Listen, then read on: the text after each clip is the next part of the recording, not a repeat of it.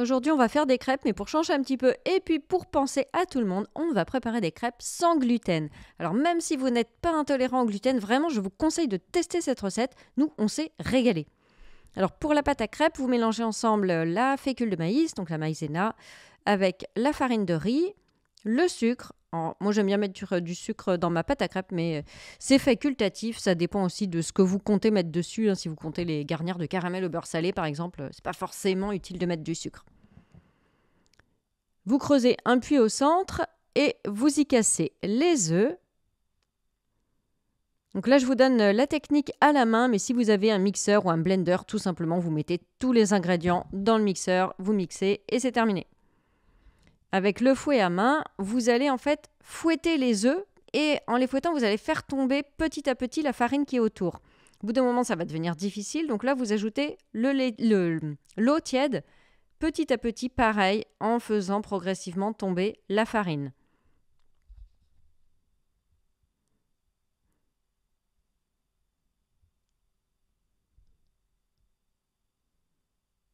Vous ajoutez ensuite le beurre. Je vous conseille évidemment du beurre demi-sel, ça va sans dire.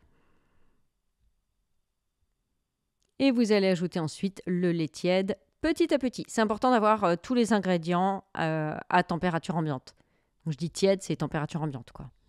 Faut pas que ça sorte du frigo, sinon vous passez quelques secondes au micro-ondes. Comme d'habitude, hein, vous avez tous les ingrédients et tout le matériel que j'utilise sous la vidéo, en barre d'infos. Il faut cliquer sur le petit plus et n'hésitez pas à aller voir. Sur chaque vidéo, j'ai une personne sur 3 qui me demande où sont les ingrédients, alors que je le dis dans chaque vidéo. Donc je ne sais plus trop comment le dire, mais bon. Vous ajoutez ensuite le rhum. Ah, c'est facultatif, hein, le rhum. Vous pouvez mettre aussi, par exemple, de l'extrait de vanille liquide, de la fleur d'oranger, voilà, ce que vous aimez, hein.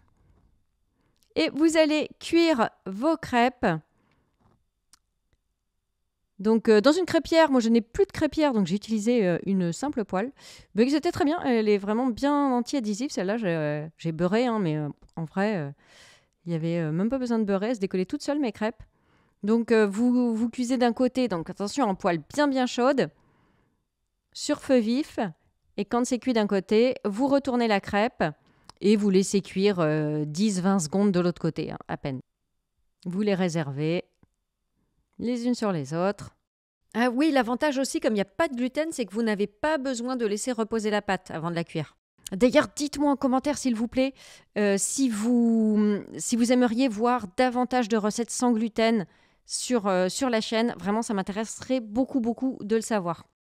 Et voilà, c'est déjà prêt. Donc, bien, vous pouvez garnir vos crêpes de confiture, de pâte à tartiner, de beurre, de sucre. Tout ce que vous aimez.